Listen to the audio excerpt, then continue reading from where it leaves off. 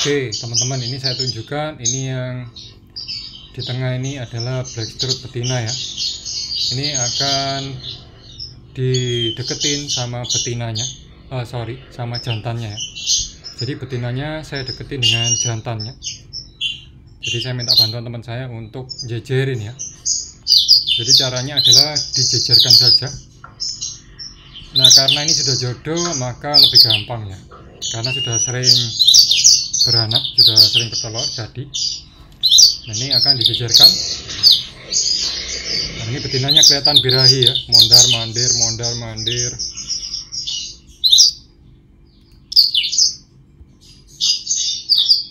Ini betinanya kelihatan birahi mondar mandir sambil cuit-cuit ya. Nah ini nadanya seperti ini bunyinya. Ini dicampur sama jantannya nih, dijejer ya. Nah ini kurang dekat, dideketin lagi. Nah kira-kira segitu, sip. Waduh, videonya agak nge-lag ya. Nah ini kita lihat jantan sama betinanya ya. Jantannya yang sebelah kanan, betinanya yang di tengah. Ini kelihatan gimana reaksi mereka ya. Jadi memang harus kita amati seperti ini. Reaksinya gimana kalau misalkan dua-duanya gelisah. Nah bisa jadi keduanya sudah mulai berjodoh. Itu bagi yang belum pernah berjodoh ya. Tapi karena ini lebih sudah pernah berjodoh, makanya lebih gampang. Ini jantannya tumben nggak langsung bunyi ya. Biasanya langsung gacor. Tapi bisa dilihat betinanya sangat gelisah ya, naik turun, kemudian sambil cuit-cuit ya. Ini jantannya mulai mau bunyi nih. Nah ini mulai pendek-pendek.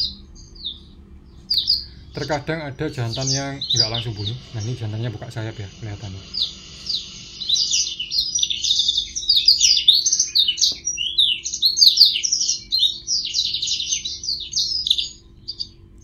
Jadi jantan buka sayap sambil bunyi atau istilahnya sambil gacor ya, itu artinya merayu betina. Kalau dideketin jantan lain juga bisa seperti itu ya. Tapi dalam kasus ini berarti jantannya merayu betina, menunjukkan seolah-olah dia siap kawin gitu ya. Nah kemarin ketika saya jejerkan sebentar, jantannya langsung buka sayap, kemudian betinanya langsung minta dikawin, atau istilahnya itu langsung jentit ya. Jadi pantatnya langsung dikasih lihat ke jantannya, posisinya menunduk, intinya betinanya minta dikawin gitu. Nah itu kemarin. Nah biasanya dua burung ini nggak bisa langsung dicampur walaupun sudah siap ya, walaupun sudah sering bertelur, sudah sering kawin. Tapi karakternya yang jantan sama betina ini sepengalaman saya nggak bisa langsung dicampur. Jadi mesti dijajarin dulu minimal 1 hari ya. Tergantung birahi daripada kedua burungnya. Kalau nggak seimbang ya nanti berantem. Kalau seimbang ya langsung kawin biasanya. Jadi ini rencana saya biarkan dulu mereka jejer ya. Mungkin besok malam baru saya gabung ya. Jadi hari ini nggak digabung, dibiarkan dulu walaupun sudah sangat birahi. Ini nanti akan saya kasih kapas di burung betinanya, supaya betinanya mulai bikin sarang ya. Jadi enak nanti ketika jantannya digabung, mereka langsung kawin, bisa langsung lebih cepat nelurnya. Untuk kasus ini biasanya saya ngakalinya dengan cara seperti itu ya. Jadi dijejerin dulu, kalau bisa minimal 1-2 hari, sambil dipantau seperti ini. Ini nanti pasti betinanya akan ngambil sarang, kemudian bikin sarang ya. Jadi ngambil bahan sarangnya. Di kasus ini saya kasih kapas. Kemudian dia akan bikin sarang atau istilahnya bunderin ya. Jadi sarangnya berbentuk bulat. Kemudian besoknya kalau misalkan betinanya sudah sangat birahi, dia akan disarang di posisi seolah-olah dia bertelur ya, padahal belum. Nah itu berarti sudah sangat siap.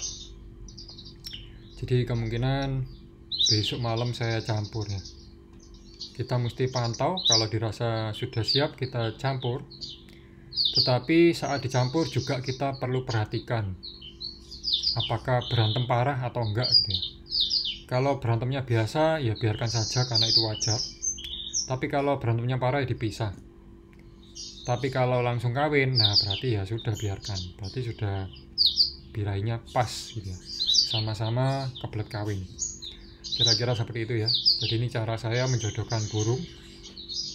Meskipun sudah berjodoh tetap harus dibeginikan. Nah ini buka sayap lagi jantannya ya.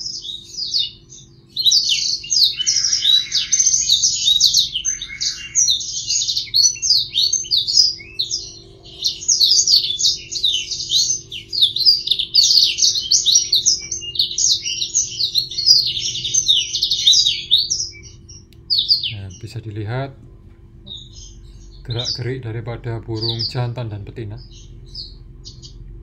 Seolah-olah mereka itu kepingin langsung dekat gitu ya, betinanya nangkring di jeruji ya, mencolok di jeruji. Nah ini sudah saya kasih telur puyuh keduanya untuk memancing birahinya ya. Jadi ini tadi sudah saya ganti minumnya, kemudian dibersihkan pakannya, kemudian kasih telur puyuh kedua burung ini. Yang belum adalah kasih kapas ya, nanti saya kasih kapas. Coba saya langsung kasih kapas sambil saya pepetin lagi burungnya ya. Kita lihat responnya gimana.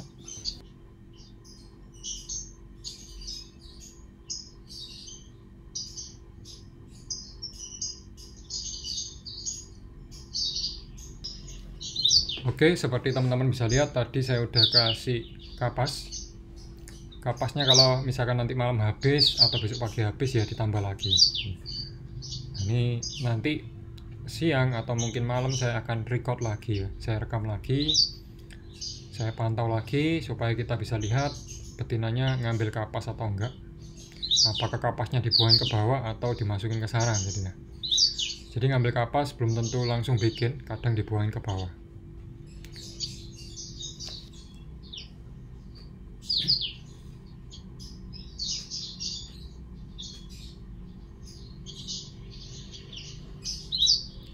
Ada kasus di mana ketika dijejerin gini jantannya langsung ngambil makan ya.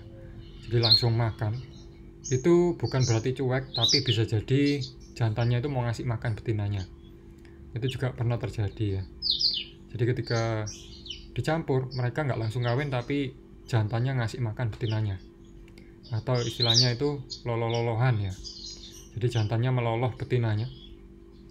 Itu juga tanda bahwa mereka sudah jodoh dan sudah siap kawin ya. Ini jantannya mau mandi ya ceritanya. Ini karena wadahnya terlalu tinggi dia nggak mungkin nyemplung. Kalau wadahnya lebih pendek biasanya nyemplung ya.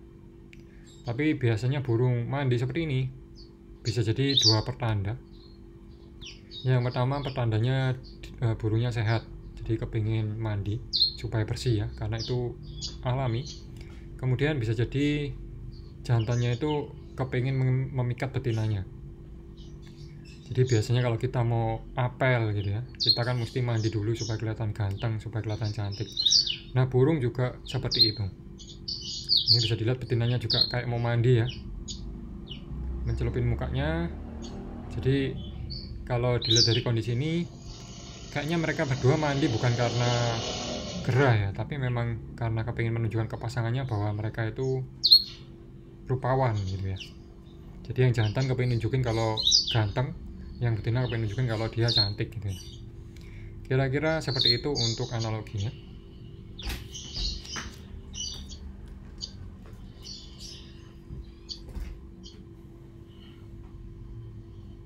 Pengamatan seperti ini ya kita kalau bisa sesering mungkin ya. Apalagi kalau burungnya masih baru kita miliki, jadi kita belum ngerti karakternya. Kalau ini sudah saya ngerti ya karakternya. Ini jantannya nyemplung ternyata ya. Sudah nggak tahan ya berarti dia ya. Nyemplung meskipun wadahnya tinggi. Nah ini sekaligus mematahkan mitos ya. Jadi ada yang bilang ke saya bahwa blackstrut nggak mungkin mau mandi kalau wadahnya terlalu tinggi. Nah itu sebenarnya nggak terlalu benar juga. Tapi memang ada burung yang nggak mau kalau wadahnya tinggi. Kalau wadahnya pendek dia langsung mandi, itu ada juga. Tapi di kasus ini nggak selalu ya. Buktinya ini barusan tadi nyemplung jantannya. Nah yang yang betinanya juga mau mandi, kelihatan galau dia, naik turun, cuit-cuit sambil bunyi, sambil mau mandi ya. Jadi ini ciri-ciri betina birahi. Burung kenari juga mirip ya. Burung red siskin yang di sebelah kiri ini juga sama, ciri khasnya sama sebenarnya, mirip-mirip lah, yang beda bunyinya sama gayanya ketika bunyi.